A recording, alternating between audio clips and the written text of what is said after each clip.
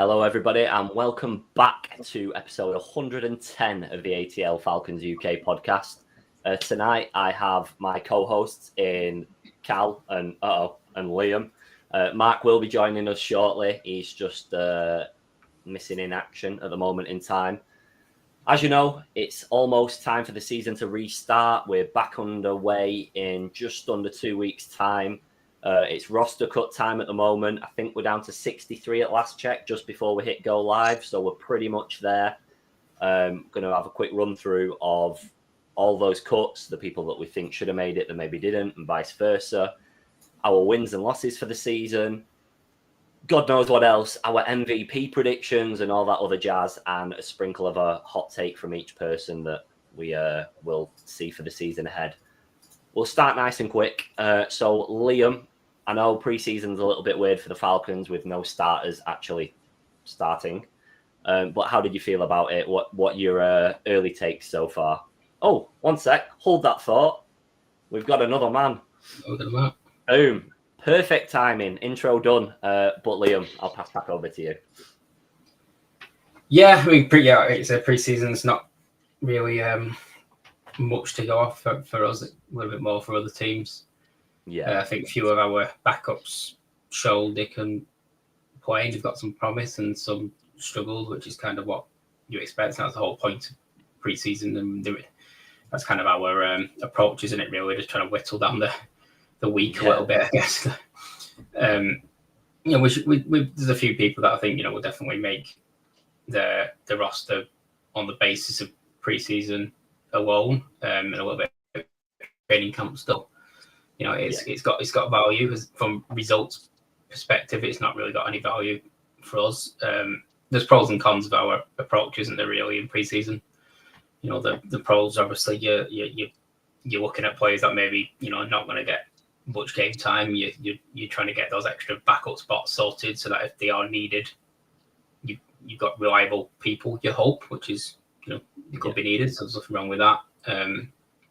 Obviously, on the other hand, it kind of your starters avoid injury as well, but they're not battle ready as some teams might be a little bit earlier. I know we do your training games and practice games, but it's not the same as even preseason. Even preseason's got another a much higher level of competitiveness than any sort of training game can do. So I think that does set us on the back foot a little bit. Yeah.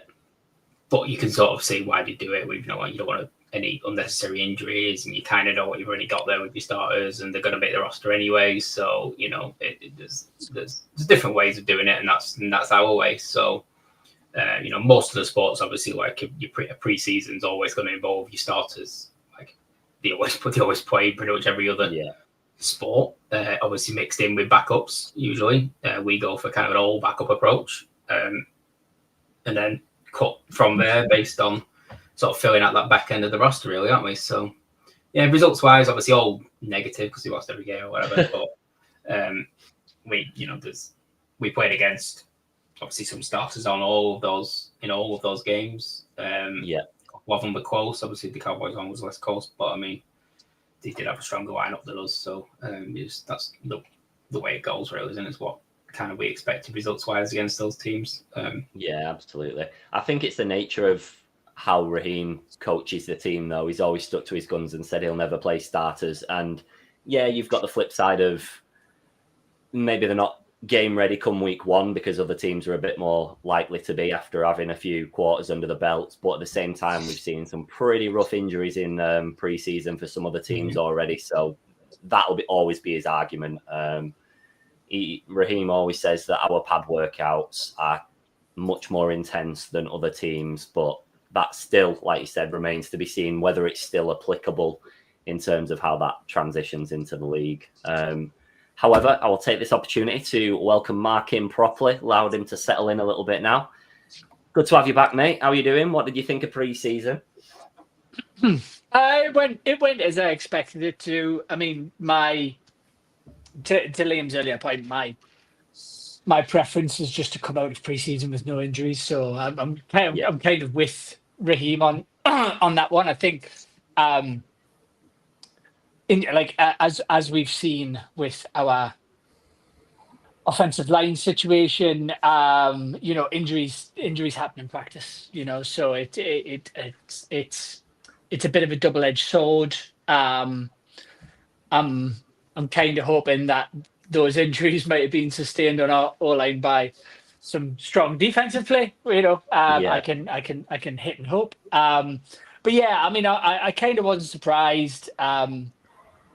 They don't tend to really kind of let a lot out of the box. I think we sat here last year and said the same thing. Don't really know what the offense is kind of about. And I think the only kind of worry for me is that it was still that sort of red zone frailty. But with the personnel we had on the field, it makes me less worried about it. So I'm not really too fussed about preseason, if I'm honest. Like it is always nice to get some reps under the belt, but with the likes of our new recruits, I'd rather keep them healthy for week one.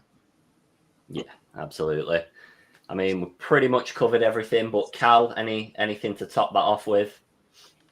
No, I think the other two said more or less the same. It's good to obviously not get more injured, especially with some of the injuries we've already got in doing pad work on the field, which isn't great. But like I said, it's good time to get 3 losses out of the way, and we can start with a couple of wins at the start of the season, and everyone's forgot about pre-season anyway. But like Mark said, you can get injuries anytime, but we know Raheem is battering these people in our God, I can't get the words out now. Basically, I've lost my way. I'm trying to lost it. I'm basically trying to say that. Show back, we're all rusty. I know, yeah.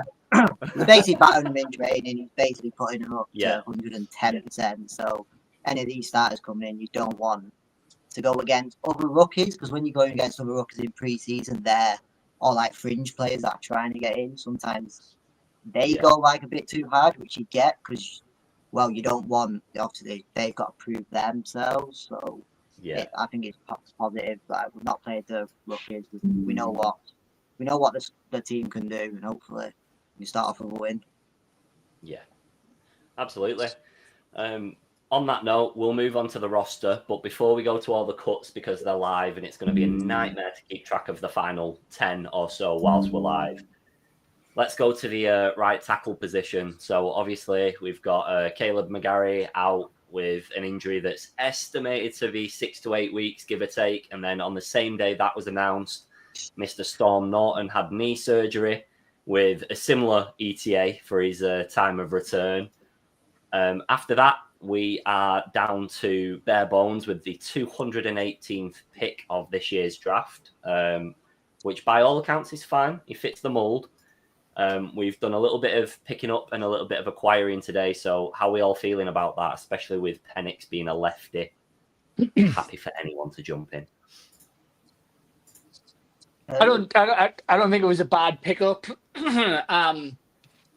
purely because he's played at both right and left tackle, but he has primarily being used at right tackle. So you're getting somebody who is astute at the position. I think for what we can pick up now, for what we can afford to pick up now, I think it was worth it. I think a 7th rounder was a fair price for somebody who's already got NFL starts under his belt. Specializes much better in pass protection rather than run. So, I mean, that could be, a help and a hindrance, certainly to the run game, where McGarry kind of proved some of his value. So I think it's certainly good news to get a guy as big as he is, with some NFL experience to protect number 9's blindside. So for me, I think it was a nice, decent little bit of business. Yeah, no, absolutely. For reference, I didn't even say his name in that build-up, but we all know we're talking about Michael Jarrell, so that's absolutely fine. Everybody knows that's my bad. Liam, I know you're a little bit of a stats man and everything. Is there anything you've seen or anything you've read recently in terms of Jarrell and his trade or how he fits us? I've seen quite a few people say he's probably more suited to the swing tackle as opposed to being a static right tackle, which is why we might still be in the market, but open for interpretation when we're down to so little. I imagine, it's just a little bit about getting bodies in that position, really, isn't it? Not because obviously, like, if we had to replace sort of just McGarry, not like for like, but obviously just kind of a starter for a starter, that would have been okay. But to bring a one sort of player in, but then obviously when you lose Storm Norton as well, that would imply that we actually probably need, because I would imagine he would have been second in line for that tackle position anyway. So we essentially lost our number 1 and number 2 tackle. So that would imply that we need 2 in. Now, whether this guy is sort of the idea for number 1 or number 2 is unclear. He might be sort of the plan for Storm's cover potentially, and then we might be seeing somebody else come in. Obviously, realistically, there's not really much we can work on in the market. We've got obviously whoever gets cut from other teams and practice squads and the like we can look at, but outside of that, unless you're going to give away capital that we really don't have, which you can't, like, obviously it'd be great to go and say, we'll give away something decent for a tackle, a starting worthy tackle, but then when McGarry comes back, it's like, well, what do we do now? So you can't you can't really do it, can you? So you've got to, you're trying to get the best player you can get that's kind of disposable. Which is not, it's difficult because obviously it could be half a season or whatever, it could be more that McGarry misses. A season can be over by halfway or just over halfway because of something like your kind of key tackle in our scenario. Normally obviously be a left tackle, but it's our key tackle position with Penix. So in theory it could go really badly for us because of this loss, but if we can get somebody who's just serviceable, I'm sure we can sort of like game plan it a little bit. That's kind of like the hope. It'll be interesting to sort of see how Penix sort of plays it a little bit, like whether he's going to maybe anticipate the rush a little bit more and maybe move a little bit more early, like in terms of like, are we going to see more designs, sort of like him moving out of the pocket designs, that type of thing, just to alleviate some of the pressure on a right tackle having to protect him every single snap. Because obviously when you've got a tackle who's very reliable, like you can kind of stay in the pocket a little bit more and anticipate that you're going to have 1 or 2 more seconds than maybe he is going to get. So maybe we'll start to see some different play designs on the basis of that our tackle is going to be maybe a little bit more vulnerable for a while. And then even when McGarry comes back, like, this is someone who has to then get up to speed of the play when everybody's halfway through a season. He's coming off an injury. It's not, realistically, like he's almost, he could be like missing an entire season kind of thing if you look at it like that. So we do need somebody who's got some quality. And maybe this is the guy. I said, I know he's played in, it's a low bar, but obviously he's played in the NFL at 10, 11 games, whatever it is. That's better than anybody else who's currently viable for the position. So throw him in there. I mean, I think it's one of those, at least it's not going to be Cousins in the pocket having to try and waddle around. At least we've got somebody that is built for a bit of mobility now. And I know this problem wouldn't be the same because Cousins is a righty, so it's a little bit different. But even so, even with the raw nature of Penix, it's at least we know we can move a little bit. Anything else on that right tackle position before I try and drop some cut names into the mix? So one of the biggest notable ones so far, CJ Henderson has been cut. There was quite a lot of assumption when we picked him up that he may be the one to partner Terrell based on him being a former first rounder and everything like that. Any comments on the cornerback position based on what we see? Of course, we've not had a solid 2 for quite a few years now, and it's basically been Terrell and the next best available. I think I'm not surprised by the cut because Henderson hasn't really set the world alight. You know, he was I think it's probably fair to say he was a bit of a bust of a first round pick. So I think we'd obviously given him a little bit of a trial, if you want to call it that. Am I any closer to understanding who's going to be CB2? No, not yet. I think that'd be boring, mate. It'd be far too well, early. It would be. I think. I obviously we.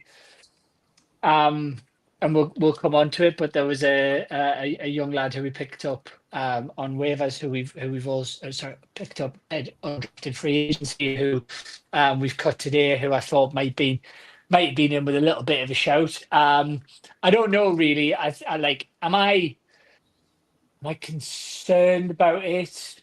I don't think I'm as concerned about it as I was, because I think the upgrades in the safety position that we've made and some of the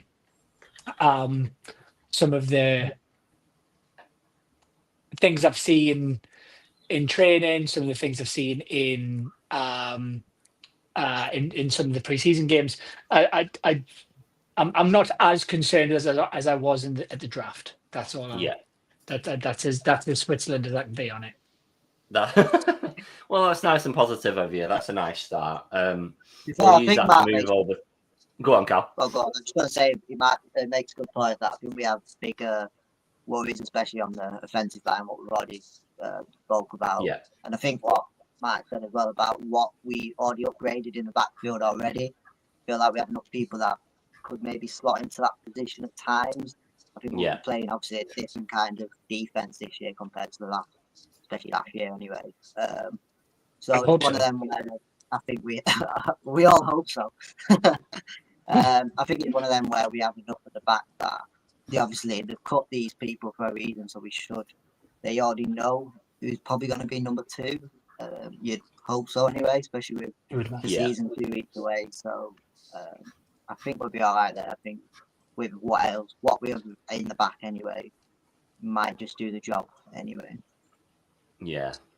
It is a little bit of a shame. I can only assume it's who Mark was alluding to, but it is a little bit of a shame to see Kobe Bryant cut. It was one of those that felt like he was right on the fringe, and it would have been an exciting kind of player to keep on board. But of course, with the draft not going the way that he anticipated, of course, then it was always going to be a risk. Doesn't mean that he couldn't fall to practice squad or anything like that. I suppose it depends on waivers and all that jazz. I don't massively anticipate that nobody else has a look at him. But it's an option there at least. Liam, anything from you on the cornerback position other than we don't know? No. I mean, it's obviously a bit of a concern for us. You know, we mentioned that a while. Obviously, Matt Hughes and Alford, and I think Billy Bowman.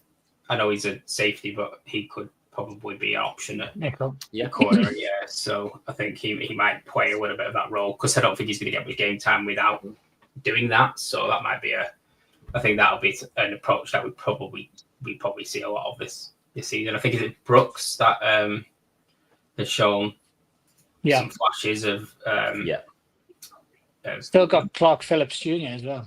Yeah, he's an interesting one because he's kind of like been in and out a little bit, hasn't he? So there's a few options there. We've kind of got a lot of guys that are sort of I would describe as uneven sort of keel, where they're all solid players without being good enough to sort of clearly take a certain role away from somebody else. So that kind of gives us the chance to see who springs out as the best player and go from there really. And I think to that point, we've seen stuff from all of these guys. Not so much obviously from the new recruits, but some of the names that Liam mentioned there. And I think we have to have faith, and the proof will be in the pudding very soon enough. But you'd also want to hope that these guys are improving and progressing in their roles and in this defense. And it can't, and it also can't have been easy for whoever was, last year coming into, from a Jimmy Lake defense now into a Jeff Ulbrich defense. So, I think you would really hope that some of those guys are starting to make those kind of progressive steps forward. Yeah, absolutely. Just one that I wanted to touch on because I feel it's a little bit brutal. Nobody wants to be a quarterback 3 anyway because you don't really get sniffed throughout the season. But reported by Josh Franchella, Easton Stick has been cut, and in preseason, and I know it's preseason, but he topped throwing yards for quarterbacks amongst all teams with 512 yards. It seemed to me like he was a bit of a shoe-in for that quarterback 3 position. Any chance that... Go on, Mark. Well, yeah, but you wouldn't have a QB3 on the main roster. Like you would have a QB3 in a practice squad. Of course, yeah. And don't get me wrong, I've seen some good things from the kid, and I do hope that if he does clear waivers, that he might end up back on that practice squad. I guess it's one of those things, if we were in another position, I don't know, like a team who have really bad quarterbacks. Let's just say New Orleans, for example. And if you're in that team, then it becomes a battle, right? Because then or if I'm not being petty, in Cleveland, right? Same sort of situation. You've got to. You're not gonna go into a season using 3 spots in your roster for quarterback. Like nobody does that. If your 2 QBs get injured, it's bargain bin time, guys. Do you know what I mean? And it hasn't gone very well for anybody, bar the 49ers for that one season, and then Purdy's been average ever since. But I am, I'm kind of like, it's a shame. Hope he comes back, but I'm not going to lose any sleep over it. No, it's not the end of the world. I just thought it feels. I know, like you said, practice squad and all that jazz, but it just feels like a horrible thing, doesn't it? When someone has reasonably well impressed in preseason with the facilities it had in front of him, because of course you're looking at 3rd string players in front of him for a lot of the games and still putting in decent shifts in most games, despite not winning. But that's not all on him. I'm going to ask a question. It's not a Falcons question, but it's just in my mind then. So the Browns have about 15 quarterbacks. How many get on the roster? Because I know most of the time you just be 2 like us or like most teams. But I could like what Mark said, them 3, because you wouldn't want one to go to waivers, I don't think, in case. Well, no. And if we think about the Browns, or even using my example, the Saints, so the Browns are currently down to 3 QBs because they traded away Kenny Pickett. So it'll be, they've got Joe Flacco, Dylan Gabriel, and Shadur. Fully expect Gabriel to probably get the bullet. And the Saints, by the way, not to be too topical, but I'm watching these things come in as we're talking, and the Saints starting QB for this year, guys, is Spencer Rattler. It's starting QB for the start week 1. Yeah, it'll be one of them where until week 2. Yeah, they'll just change it if they need to, and then change it back if they need to. That's what they're going to do. Yeah, but it's not a great selection of either, particularly, is it? No. It's not a massive upgrade or downgrade either way, and no disrespect to Mr. Show, but yeah, I mean, I think daunting. I think the obviously a lot of people expected Shook to get the go ahead, but I'm pretty sure that because you see what you get in a rookie and all that sort of stuff. But I'm fairly sure that Spencer Rattler was actually younger than Tyler Shook, even though he's just come out of college because he's that old. But they've released Hayner. I'm not surprised because he's more. Well, I wouldn't be surprised if they've released any of them, but because it's. But I just think you kind of want to be. I mean, the ideal position, right, which we happen to be in, is you've got a young QB and an old experienced QB, and we are paying for the privilege, gentlemen. Do you know what I mean? We are. As opposed to the Browns, who could have 15 QBs, probably not for the same price as we have for just for Kirk. So, this is where things start to go a bit haywire when some of these players start getting released. I mean, Saints have released Clyde Edwards-Helaire as well, who was a first round pick not so long ago, which is wild. Yep. Super Bowl winner. So I think we have to kind of take some of these cuts, just as if they're not, like, they might be names, or they might have a history, or they might have done something in the past. But if they don't fit in the scheme, I say it a lot. You should draft players that fit your scheme, not players that for the title. We're great for the Minnesota Bisons or whoever it is. It's just So yeah, I think it's a shame that he's gone, but hopefully he finds his way back. Yeah, kind of expected it, really. I guess some teams will go with a 3 quarterback approach. Some teams do it. You can obviously do as many as you want technically, but some teams will do it. I can understand why you can understand why a team like the Browns would do it, just because they don't want to lose Gabriel or Sanders, so they kind of have to hold them in the roster. Obviously, have the experience and then have the 2 rookies on the basis that they're cheap and you don't want to put them into the practice squad and get stolen. So Don't say with the Giants as well. You'll have 3 quarterbacks there as well. Yeah, some will do it. Some have different some have it because they can utilize them in other ways, like running almost like a running back or like a gadget quarterback, can't they? Like that's kind of what some approach that teams take. They used to do that over in New Orleans, didn't they, with what's his face, who's now officially a Taysom Hill. He was a quarterback, and he was like a gadget quarterback at one point. So then he officially transitioned him to tight end. And we've all, has Felipe Franks been cut, or he's been cut? I guess, has he? To date, as in refreshing my timeline right now, I've not seen him be cut yet. So he's made it to about the final that's QB3. That's QB3 if you need him. Felipe Frank season, baby, he's back. You never know. That is. Really I know it's very unlikely to happen, but that is quite a luxury to have somebody who's essentially a tight end who, if we needed him, can just go and play quarterback. Chuck the ball. Yeah. It's not bad stuff at all. Going to briefly move on to the kickers. I'm sure we've all seen by now Lenny Krieg, the German pathway fella that booted for what was it? Was it 62? 57. Yeah, 57, blah, blah, blah. Been cut. That was an interesting one for us because, of course, Koo has been sensational overall during his time at the Falcons. But in the last season, maybe season and a half, there's been a little bit of a deterioration in his conversion rates and his distance. So that was one that's been debated quite highly. Looks like they're sticking with Koo, which I completely back. Love the guy. A little bit of regression doesn't mean that you're completely gone. Are we shocked at that at all, that they're not taking a gamble, or just going for the security of Koo, do you reckon?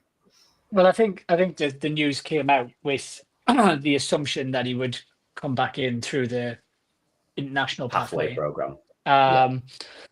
So, I mean, I don't think you can expect, a guy coming through in the manner that he has to suddenly unhorse a NFL veteran and a high performing NFL veteran. So I'm not surprised, but I do think that it would be very silly to not go back and get him if nobody's claimed him, because as you mentioned, we have seen regression from Koo, and you kind of want somebody waiting in the wings to be able to take over the mantle.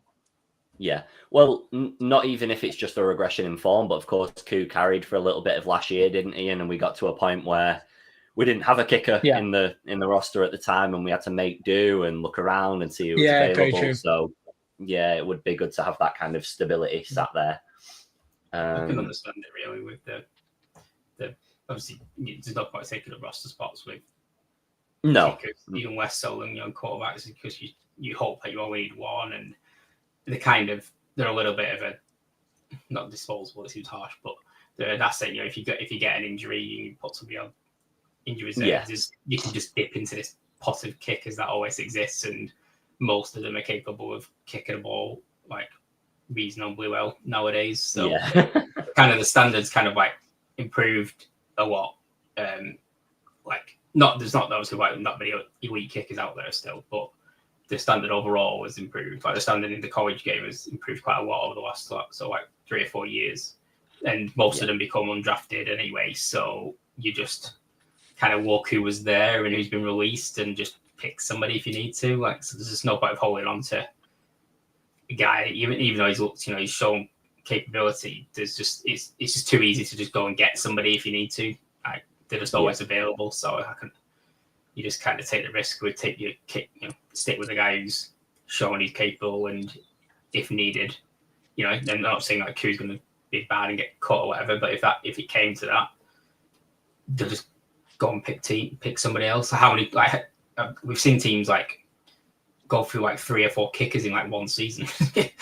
Yeah, you cutting a guy and picking the next one until one works because they're so cheap. So exactly. One position there has been a few cuts already, as expected, is running back. It's kind of a difficult one for an RB3 to come into, because they know that they're a third choice almost immediately when you've got Tyler and Bijan sat there. You've got so far Corbin and Washington that have been cut.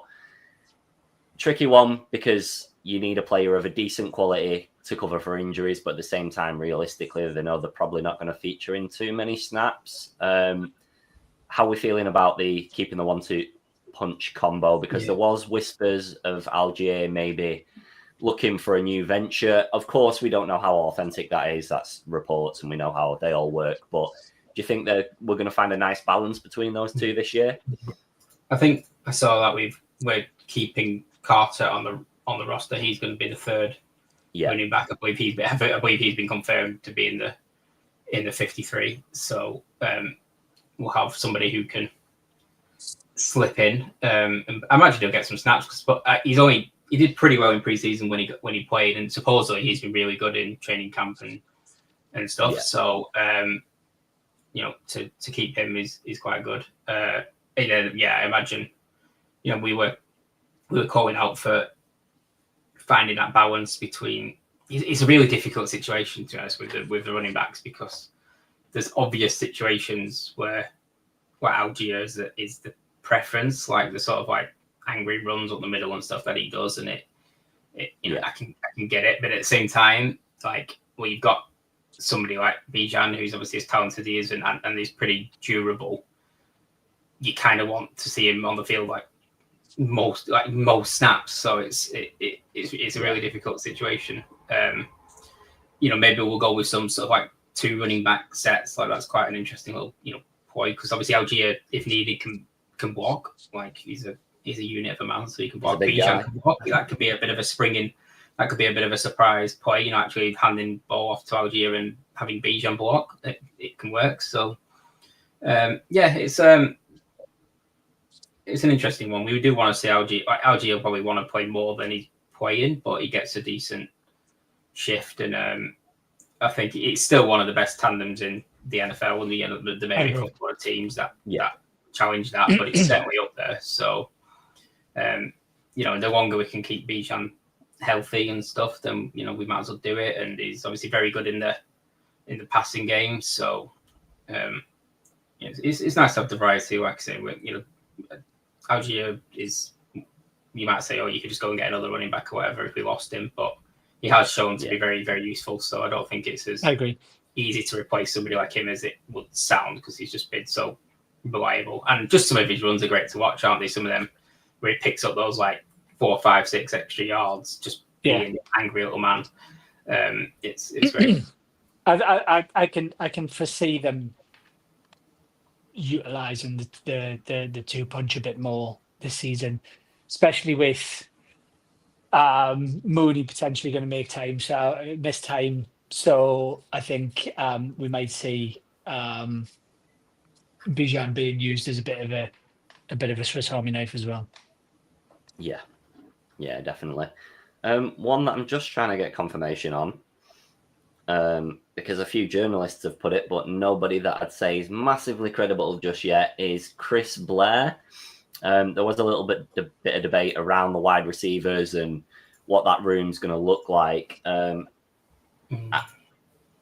It is doing the rounds on socials, but I've also not seen any of the Falcons team post it just yet. So I will sit on it, but move on to the wide receivers anyway, in terms of what we've got in London and Mooney and co.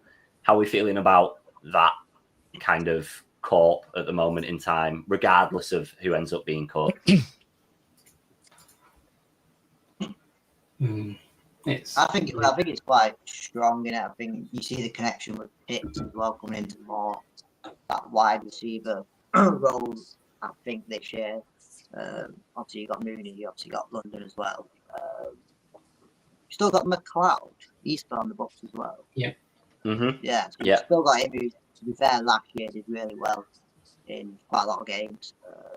I think the core is pretty strong, especially with obviously we've spoke about Pitt so much in the last 3 years. Yeah. Sort of downhill and downhill, but I know it's only training and you can only sort of take what you can get from it. But it looks like they have a good connection. So we all know this is last year, as in this is you prove it, and or you're going somewhere else for peanuts basically. But I think the core overall is good. I think it was a good wide receiver group last year. Mooney was unbelievable at times. And obviously London will just do what London does. So it'd be good to I think if Blair is in there, I think it gives us another option as well. Yeah. One name, just to chuck into the hat that has been mentioned as well, is the Packers have released McCole Hardman, who's a speed demon by all accounts. Something that maybe we don't really have too much. Obviously, speculation, everyone gets linked to the Falcons because that's the nature of us. But a lot of people calling for him to be brought into the mix, even if it is as a punt return or kick returner. Any thoughts on how that would help the party? There's a couple of wide receivers out there, and obviously the list is only going to get bigger. One maybe more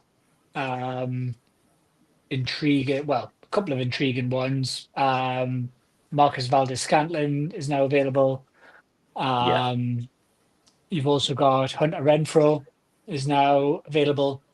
Now, neither speed demons. I take that point. But I think if you've got a 1/2 who's going to miss time, but probably I think the last I read it wasn't going to be the whole season. I think it's going to be the first couple of weeks. Then there are people out there that you can fill a gap. You know, Laviska Shenault has been released by the Bills. There are bodies out there. So I mean, am I happy about Mooney actually potentially missing time? No. To Carl's point, I think Pitt will definitely see more this season. Would I still like one more? Yes, because otherwise I think we're going to be potentially lining up week 1 with London, Hodge, and McLeod. And that just doesn't feel as strong as I would like it to be. Yep. Fair enough. Anything to add on that one, Liam? Yeah, I mean, it's a tough one to know what to do, really, because I think we've got a little bit of sort of like speed in there with McLeod, and you kind of sometimes want to put obviously it depends who your return man is. Usually they're going to end up being a receiver, quarterback, or running back is going to be one of the three. So most likely a wide receiver, and obviously we've got Agnew still on the. I think he's still on the roster. Last time I checked, he's obviously if he stays on the roster, he's purely would be our return man. Ray McLeod is notorious with basically what is a return man or at least was before he came to us, because he's kind of wide receiver 3 now. That's kind of like they moved away from that because obviously return men have got higher risk of injury. And then obviously Blair and Nash are sort of the other two that sit behind. And is it David Sills? Is he still on the roster? He's another one that is an option. I can't remember what the other guy's called. We've got KC Washington still, and then somebody else, but I can't remember his name. Because Washington, it's difficult with the receivers, isn't it? Because we've not got a luxury of a lot of so that second tier is like Mooney could be injured, and then kind of everybody else is just sit behind really. So I don't. That's probably the one position group where I'm the least sure about who would make the roster at the moment. I would say. Yeah, it's interesting, but I don't think I'd pick up somebody like Hardman just because. For me, just because he's the type of guy who's got, he's fast and stuff, but he's kind of obviously had quite a big reputation at one point, and then when these players start to get passed around and nobody really seems interested and they start cutting him, you just worry that there's something that teams just don't like, and it's why what is it like? Why bother if there's something that they don't like? There's always certain players where you look at them and go, oh, he's always had promise, but teams just keep cutting them. It's like there's something else there, isn't there, with these players? Yeah. CJ Henderson's a prime example of it. Like he gets put on a lot of rosters and cut from a lot of rosters. It's like, what is he doing wrong? We don't really see it, but there's something not right, is there? No. We'll use that to deviate to the starters a little bit more. If any more roster moves come in whilst we're live, we'll jump back to them, of course. But is there anyone that we're looking for a big uptake in form this season? Is there any people that maybe you think are going to break out a little bit that we've maybe not discussed as much? Of course, you've got your deserts and everything, but is there anyone that's maybe not performed the way that expected? And I know you're all looking at me thinking Kyle Pitts right now, but is there anyone else or anyone that you're looking forward to seeing some more of? I was going to say I'm going to make a bold prediction. Can we click this as your hot take then? So this is a warm take. Okay. I think we're going to see how much of a dog Rook can be this year, and then I'm going to turn up the oven, and I'm going to go out on a whimsy and say we're going to start to see some Brandon Dawless this season as well. We will take those as your warm and hot takes for the season. Obviously wasn't ready last year for whatever reason. But I just get that feeling now that Grady's gone, we're back in the forefront. We've got we've got more than two, ironically now. We've got a rotation of edge rushers. Yeah. So I can see them mixing it up because, Rook was considered a kind of a bit of a like-for-like replacement for Grady in terms of size and in terms of kind of what the expectation is for him within that line. But Dawless was always a welcome surprise for me because he was used quite unpredictably in Oregon. Sometimes he would be coming from a linebacker position, sometimes he'd be playing on the edge, sometimes he'd be playing within the line. And he was quite sort of well regarded. That was regarded as a good pick at the time. So there's my hot take. It's Brandon Dawless season, baby. I'm calling it now. There we go. We'll take that. We'll stay on the hot takes then. Go on, Liam. Have you got anything? I think he's done quite. The fact he was one that was sort of in the don't know what we're gonna get, whether he's gonna stay on the roster, that sort of thing. But as soon as we cut Morgan Fox, who kind of obviously has that NFL experience and a little bit of proven ability in numbers, and kept Dawless, that would imply that Dawless has shown something that we like. It's like I know. Yeah, it is just magic. Stay. Like you would keep somebody like Fox on the roster unless you knew you had something better behind. Like he's the type of player I couldn't see us cutting unless we felt like we had something that was cheaper and sort of outshone him. So I would imagine that's somebody like Doris probably. We hope. Nice. Okay. Yeah. I mean, I don't really have any hot take. I think an important player this season for me that is like a bit of a. I don't think many people are going to be looking at him as an important player, but I can see like a massive role for him will be Charlie Warner. I think for us, we need like as that blocking tight end. He's going to be so important. Like for leading blocks for like Bijan and Cole, like because we know Pitts just can't really block. Like that's just not his nature. And I think he might surprise us a little bit in the passing game, Warner, with some we'll probably like make him block like 9 plays out of 10, and then maybe like just pop him out for 20 yards like every now and again because he can catch a ball and he's not too bad. He's not great, but he's got not too bad at all. But the blocking tight end is a bit of an undervalued role in any Agreed. People don't really look at blocking tight ends as like something that you need to have in your roster, but maybe some rosters don't depending on their style. But we like that sort of outside run, like that sort of off tackle run as well. So somebody like Warner being that blocker and opening the gap is just going to be massive. He's absolutely got the ability to do it. So I'm hoping he has a big season for us. It won't show that he's had a big season for us. Like you won't really see it anywhere because it won't be in the stats really. But I'm hoping that he does, especially with a fresh right tackle. Yeah, like it's going to be so important that you seal that end to be able to get the space for the running back to get round it. So I totally forgot about Charlie Warner for some bizarre reason, but I think that's a great shout, Liam. I'll take that. Cal, anything juicy from you? I mean, you can say Kyle Pitts if you want because it's a safe one as always, but not like play-wise. I don't know if we're doing this after, but there'll be a few. I'm going to go. Someone's going to, for the first time, I can't remember the last time we had someone with 10 sacks. But I'm going to make this the season where there's a player that's going to hit 10 sacks. I don't know. That's like a miracle at the Falcons for that to happen. Has it been like I'll go for something a bit wild. So I like that. I like that. So let's play a game.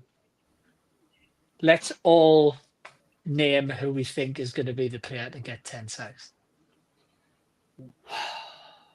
Liam? I already know who I'm going to pick. I think I realistically think there's only one player who can do it. Well, there's 2 players who can do it, but I'm going to pick one of them and say it'll be Leonard Floyd. Oh, okay. Danny?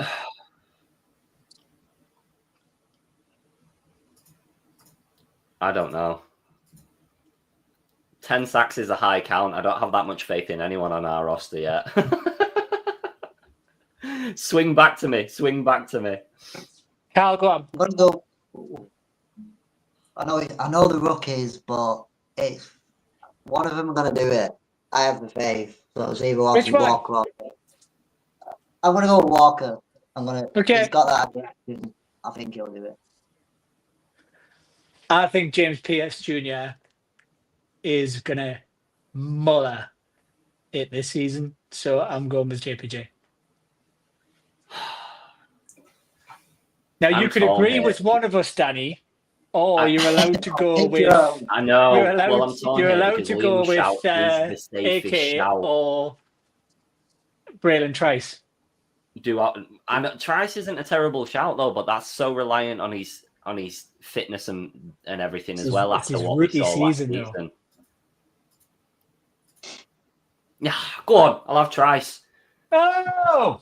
Breakout, yeah. Go on. I'll have him. I was going to buckle. I was going to go Floyd for the experience because we've not. I wish we had like a Steam Deck. So when you said that, we like hit a button, and then you know the thing that goes off when the Falcons score a touchdown. It's like that would have been good.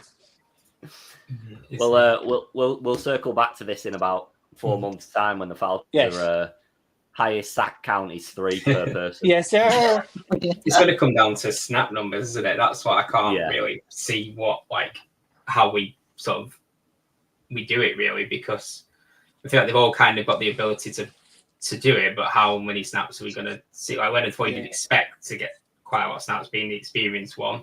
Obviously, Avicet is technically one of our experienced rushers now, and has shown lots of progress over the last couple of seasons.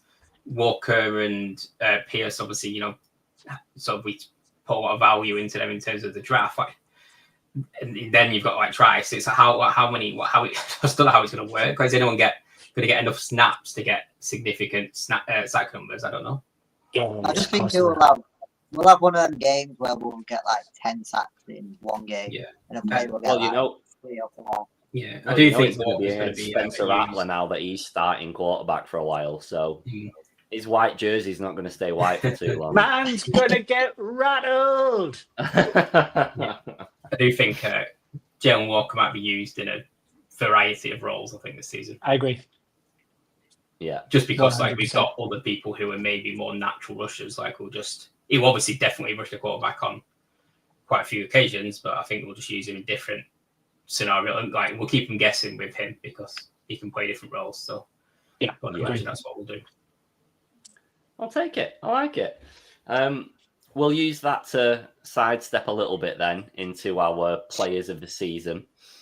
We'll start hot and easy with MVP because there's probably only realistically a selection of about 4, maybe 5 players that you could give a shout.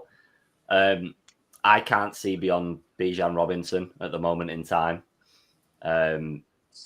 Upwards trajectory for the last couple of years, and obviously probably new quarterback behind him, slightly shifting system, so I can't see any less than 14 touchdowns.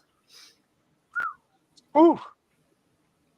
Yeah, I think Bijan's probably one of the obvious ones, but I'm going to go with probably our MVP for last since he's been here, which is probably Lindstrom. Just on that offensive line has been class. Amazing 90% of his time. Yeah, especially now if he's got a new partner next to him for at least half the season, and I still think he'll perform. So I'm just going to go for him. Nice. It's got to be number 9 for me. I think this is the season that this is the full acid test. This is the full sample size that we need, you know, to really judge how much further that ceiling is going to go. And I believe he's going to do it. I think he's gonna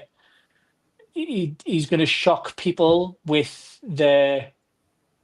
some of the things that Arm can do. And for me, you know, I can't look anywhere past Penix. Nice. Okay. Got a nice little bit of diversity so far. Go on, Liam. Top it off. Penix, Penix is a good shout. I think if he gets consistency, he's going to be weak. He's going to be lethal, I think, isn't he? I was torn, but I'm going to go with London. I'm torn because on one hand, he has to be the guy at receiver because we haven't got much else. So we've obviously Mooney maybe like being injured. Pitts, you never know what he's going to do, so he kind of has to be the guy. But then on the flip side, he has to be the guy, so he's going to get covered a lot. So I don't know how I'm going to go for him. Like he's basically going to have to show that he can basically dominate teams regardless of what they do. Like whether they put him in double coverage and put the best guy at him, he's going to have to beat those guys all season. And if he can put over like 1,000 yards and like good touchdown numbers this season, he'll have had a tough season. So that'll be a sometimes you don't really know who to cover in some teams because they've got lots of different options, but we're a little bit more limited. So, I think I think he's going to he'll have to dominate, and I'm hoping this is his kind of like prime season as a receiver now that he's going into. Yeah, London was my second choice name, so I'm with you. Can I just point out that Mark last year you said Ray McLeod, and he had and Yeah, the good And he season. had Banging, right? some season. Listen. And you plucked that out of thin air at the time, and we all went. You got to trust. You got to trust the process. Yeah, no. I mean, I don't remember picking him if I'm honest. But it's you just had a feeling. Sometimes you just got to trust your feeling, innit? You have. I do think if Mooney was fit from the go ahead, I think he would have been another good shout for this year, especially being that 1-2 with Wilson. But yeah. We'll move on to our rookie of the season then, if you've all got one in mind. I've got mine dead set already, and because I don't know how the snaps are going to play out between Bowman and everything like that, I'm going for Mr. Watts. I'm going straight in for Mr. Watts. I think he's going to be pretty much in the firing line straight away. And because he's got that little bit less pressure because of where he was selected, I think he's just got that freedom to make mistakes nice and early, a little bit more so than the other ones that, of course, we traded a lot of capital for. So, Mr. Watts for me. well, if I'm going with Walker for 10 sacks, I've got to go for Walker for rookie of the year. Yeah, that's fair enough. Don't even go against that one. Yeah, I mean, I have to line up my choice as well. I think James Pierce Jr. is going to prove a lot of people wrong about this. What was it? Character problem. I think he's exactly the kind, like, even, you know, if you believe all the reports, you know, all the tussles he's got in, even in practice, even with his own teammates, you know, that's what I want. That's it. That's what I want. Getting in everybody's face this season, and I think he's going to do it. And I think, you know, people are going to be like, "Oh, the Falcons overpaid for James Pierce Jr." Blah, blah, blah. But I like the pick at the time. I like it even more now. He's my rookie of the year. Nice. Okay. I'd asked for Liam's, but he's just vanished off the face of the earth. Yes. I don't think he liked Mark's pick. I think he never does. Never does. That's why he laughed last year at Ray. Exactly. That's why he's left. He's left because he's absolutely embarrassed by the fact that my prediction about Ray has come true, and I've been proven right again. Yeah. He's been listening to us backstage. I'm going to tag him back in. Thank you, Maggie, for the comment. Back as always. New season, new attitude, of course. Liam, we thought that you hated Mark's pick. Would you like to share your rookie of the season pick? Yeah, some really wild music started playing. I started closing all the tabs, trying to work out which one it was. Close this one. I don't want to know what tabs were open on your computer, pal. Someone that likes to play some really funky music by the looks of it. Where was it? Yeah, my pick was actually also Mr. Watts. Okay. So just because he was my favorite pick in the draft, not in terms of, I don't think he's the best player we picked, but like he was my favorite pick.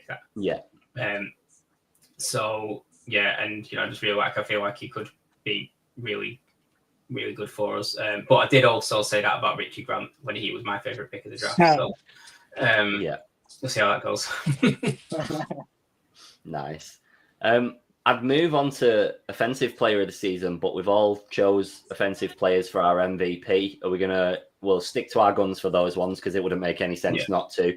But any honourable mentions from any of you for the person under your pick? So of course, mine was Bijan. My honourable mention would be London, based on similar basis to Liam in terms of he's got to be starting to peak at some point soon. So I think that would make sense. Cal, anyone under Lindstrom for you? No, I don't know how long Mooney. I'm still about when Mooney comes back. I think he will be. Obviously, it's hard coming back from an injury, but I don't know how long he's out for. But I think when he does come back, he'll be. Yeah. He'll see what London's been doing. He'll see what whoever the wide receiver 2 is at the time. I think he'll slot straight into the system. So I'm going to go with him to finish on a good end to the season as well. Yeah. Mark, any honourable mentions from you? A player that we haven't even talked about, insanely, Mr. Bates. Mm-hmm. Like, he's produced ever since he's been here. Been a great ambassador for the city, for the franchise. Like, I'm expecting another good season from him. And I think having a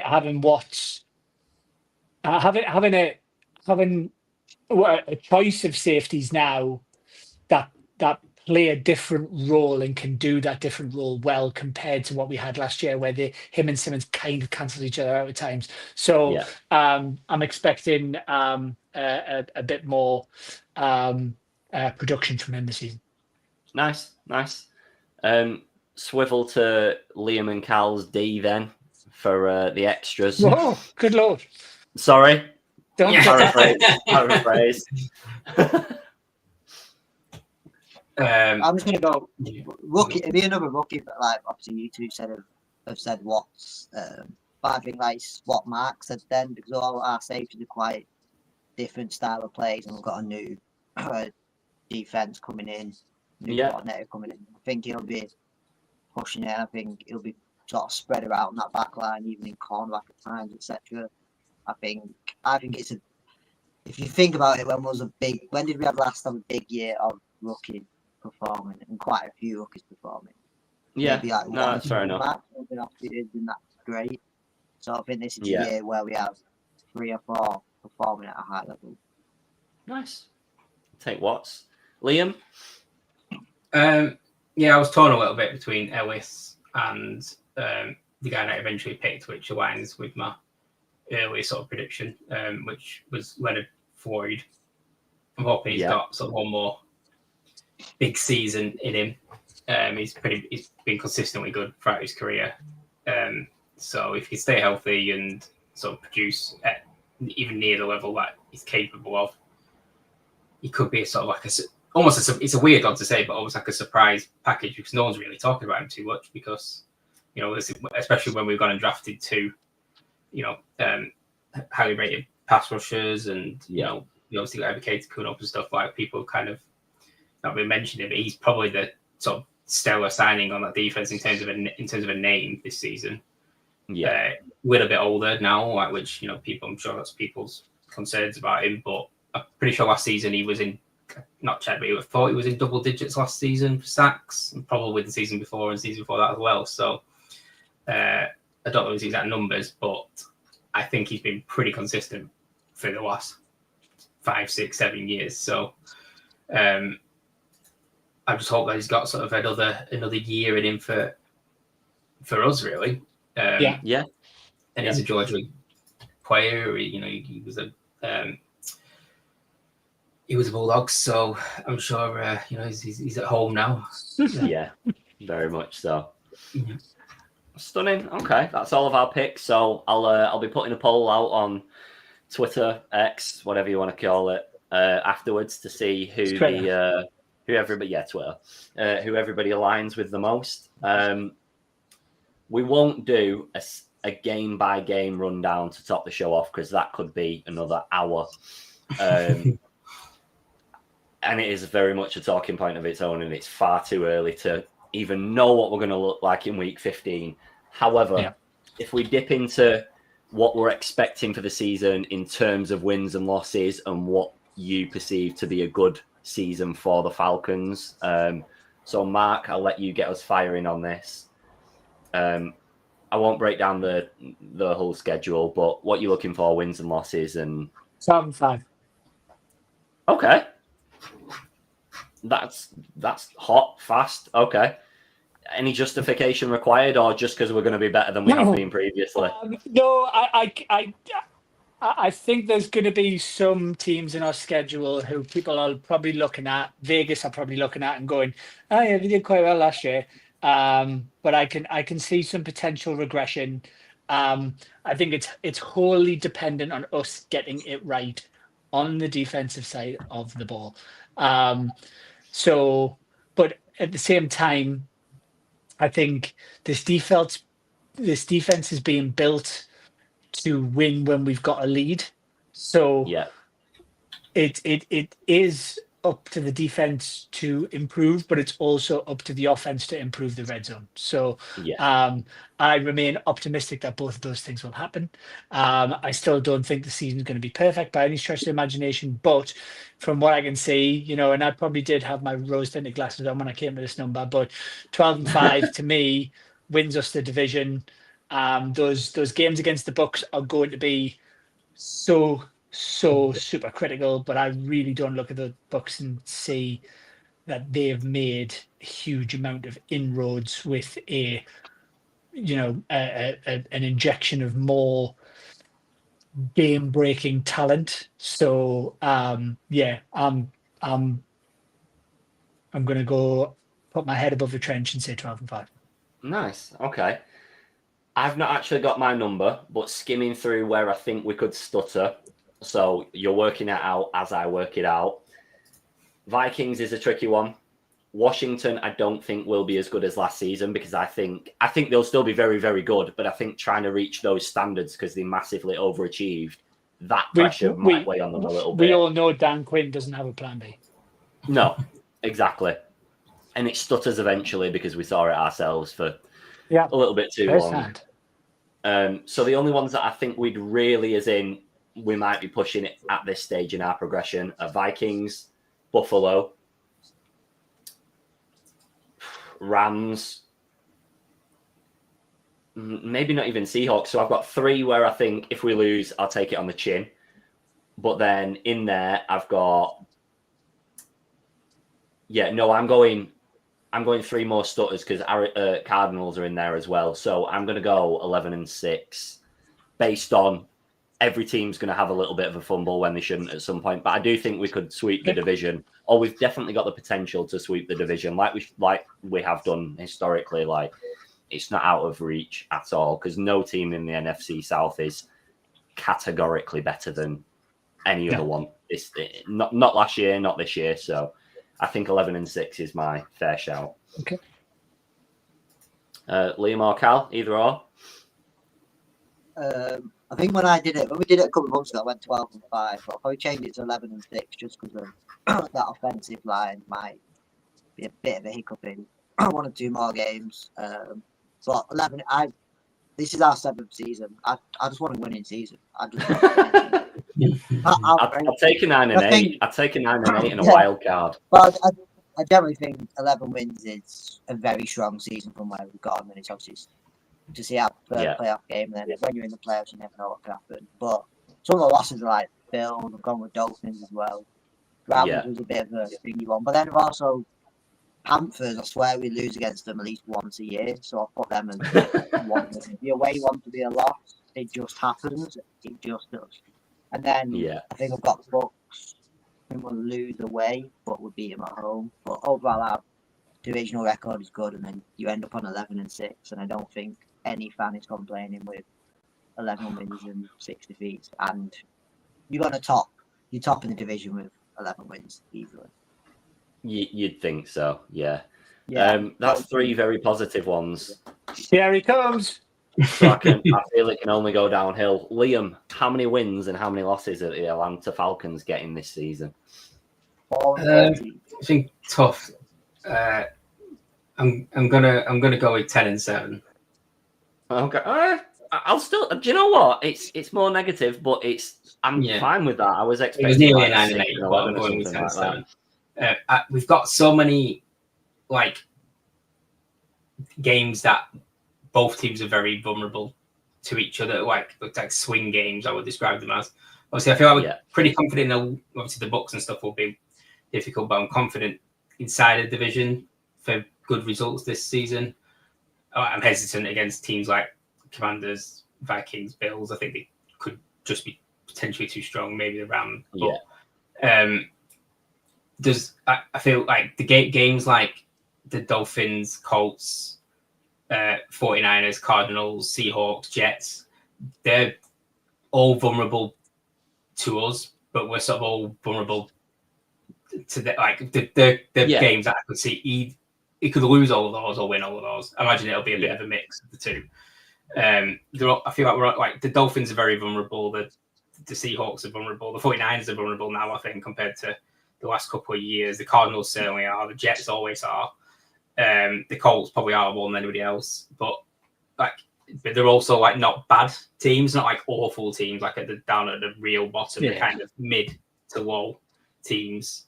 So they're going to be the pivotal. Obviously, the division games are obviously pivotal because they always are, but they're the games that we have to take a high number of this, where we're going to be favourites or as close to favourites in all of those games. We're going to be, it's going to be pretty 50-50 maybe in a lot of people's eyes in all of those games. Yeah, we have to come out with a good percentage of wins in those 50-50 games to like that's where it's going to swing, because I feel like we should beat the Saints twice. I think the Panthers have probably taken a step up roster-wise, but we still should beat them twice this season. They've not taken a huge leap. Bucks 1-1 would be fine. Like that wouldn't be terrible at all. So really, I think it could come out. It could come outside of the division where we have to perform. And I feel like we've just got to beat teams like the Jets and the Cardinals. I feel like that's the type of team that you've got to go out and beat to be a playoff team.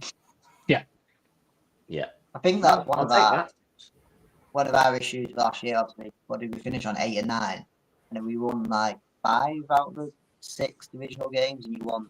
It's them outside divisional games. Even though the divisional games are probably more important than the division, you want to show the league you can beat other teams outside of it. Knowing our division is probably still one of the weakest in all of the NFL, especially some of them away games where we go to, we just sort of don't turn up. But it's one of them where that shows. You got like Vikings and Washington out of the first 4 games, so if you go and beat them, you're beating 2 playoff teams from last year, which is obviously a good showing. I think that will get the fans straight on board. I think we were in a case where we just have to stop the rot, because last year between like October into November, we had a winning stretch of a decent amount of games, and then after that, every time we lost, we couldn't just lose one. We lost for 2 and 3 consecutive weeks before we found any kind of momentum again. And that's, I know it comes down to maybe a little bit of Kirk and a little bit of everything, but ultimately that's what killed us the most. We couldn't refine or regain any kind of form after a loss. It looked like it shattered us. So I think a little bit of a switch in mentality, of course, a little bit of a positional and formational change going from 3 to 4, and everything might assist there a little bit. But Raheem's got to get in the heads and stop that rot from happening, because we were still somehow in the mix in the back 4 or 5 weeks, because no other teams in our division were doing any good, but we just couldn't get out of that rut. And ultimately, this year is definitely Terry and maybe Raheem as well. I agree. Contract year. Yeah. So you guys want to prove you can do it, then it's playoffs or this is it. I don't even think, personally, I don't think that a winning season but no playoffs would be enough to justify keeping it. If you're in another division, then you might get away with it a little bit, but the caliber of the teams around us, I don't think even a winning season would justify keeping your position. If you went 9 and 8 and then Bucks beat you on divisional record and they win the division, Terry's gone the day after for me. Like Danny said, like everyone's saying it is. The team's good enough to reach the playoffs. It's even more with everyone knowing what our division is like. It's not the strongest, but it's where we want to win the division, but we want to show beating other teams around the league, and some of them quite comfortably, to show we're not just taking part in the playoffs either. We're not just a playoff team. We can go further. Yeah, absolutely. I was going to wrap the show after that segment. Keith's just commented it, and I had it sat waiting to go. McGarry's been put on IR for the season. Season-ending injury. Oof. So, it looks like we're going to have to hit the market. I know we have done already a little bit, but now you've got to fill that void for the full season. So, you've got to spend that tiny bit of cap space that we've got remaining, or make a few reshuffles. That comes at a really bad time in terms of our cuts and everything. I suppose at least we know what we're working with. but I'd expect Falcons to have someone on the board in the next couple of days based on that, because we've only got a week and a bit to go, haven't we? So that's a somber note. Liam's just dropped his wins to 8 wins now. Caleb McGarry's not worth 2 wins. We'll see what player comes in first, then we'll decide. Yeah. Week 1 loss against the Bucks, and Liam will be saying tank the season, so don't worry about it. Didn't somebody get released? It was yesterday. I seen it. Robinson. Kenyon Green. Is he a tackle? Oh, didn't clock that one. No. Get released. I saw obviously Samuel Jackson, because I can't forget his name. There's got to be somebody that is worth picking up. And I think it's it's one of them where I think they'll choose us knowing there's a starting position right there. Yeah. Compared to going to other teams, you know you can start straight away. Oh well, watch your space. On to the next one, and just in line with perfect timing to top off the show, the Falcons have now officially announced their roster. I won't run through the roster because we've done the best part of it already. But the full released list is Fuller, Harrison, Henderson, Kareem, Parker, Stick, Street, Taylor, and Hanson. And then your waived list is Barrow Jr., Black, Blair, Bryant, Corbin, Drummond, Gray, Manning, Nash, Simon, Washington Jr., that's Carlos Washington Jr., Williams, and Craig that we've already noted to. I don't think there's any names on that list that we didn't discuss earlier in the show that are massively shocking in any way. So we won't go back to it. And of course, if we do it, we'll get Nick Nash on the practice squad just because he follows us on Twitter. So yeah, there we go. I would have liked to have seen Nash over one of the tight ends, to be honest, because I assume that other guy that I can't say his names made the roster. I can't say his name. I don't know which one you mean, but Triano or something. I don't know. Is that how you say it? Careful with your language, sir. But yeah, it's got something like that. One of the tight ends. The tight end is not the other 3. 4 tight ends. I don't know. It seems interesting. Yeah, at least we know what we're working with now. Of course, ahead of the Bucks game, weekend after this one coming, we'll have a show lined up for next week to preview the Bucks game. So at that point, we'll, of course, already have the 53, and hopefully by that point, a new right tackle on the cards in there as well.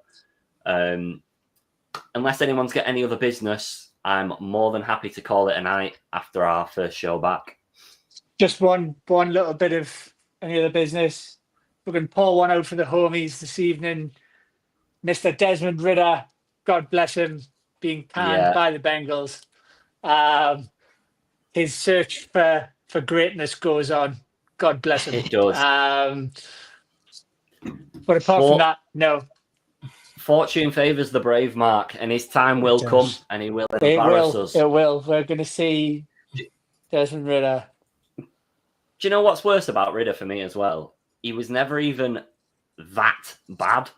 Like, he wasn't that bad. He was just steady. I just thought he was just all right. He made some It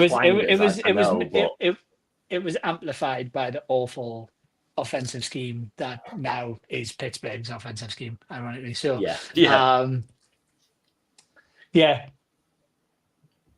a rough one. But on that very somber note, we'll call it a night. Thank you everyone for joining us. Thank you for all of the comments and getting involved and the mad watch numbers across the board. We've covered the roster cuts, we've covered our MVP predictions, our Rookie of the Year predictions, all of that jazz. As you can see to my, it's that side, I always forget that this is mirrored. This side, Liam is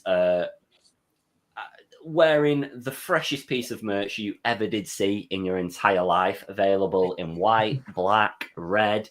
Cal's got a cap on, also available in a range of colours. As the season started to pick up again, the link is back and available in our link tree, and I will post it out after this. If you want to grab some ATL Falcons UK merch, you can do. We're hoping to get a special t-shirt out in time for the Berlin games via requests from people. So I've done that plug, and now it's time for Mark to do his plug for the first time this season. Ladies and gentlemen, if you are like me and you like to listen to podcasts back, then we are available all just on audio format on all of your normal podcast platforms, as well as you can watch us back on YouTube or all of the social media at ATL Falcons UK. However, Spotify, Apple Podcasts, all of the platforms, Apple Music, or wherever you get your podcasts. He broke his mic sound barrier again. I love it. If that isn't a sign that we are back for weekly shows, I do not know what is. As I said, we'll be back next week with a Bucks preview show, and catch us on every single social media platform for your daily updates. Thank you for watching, and we will catch you next week.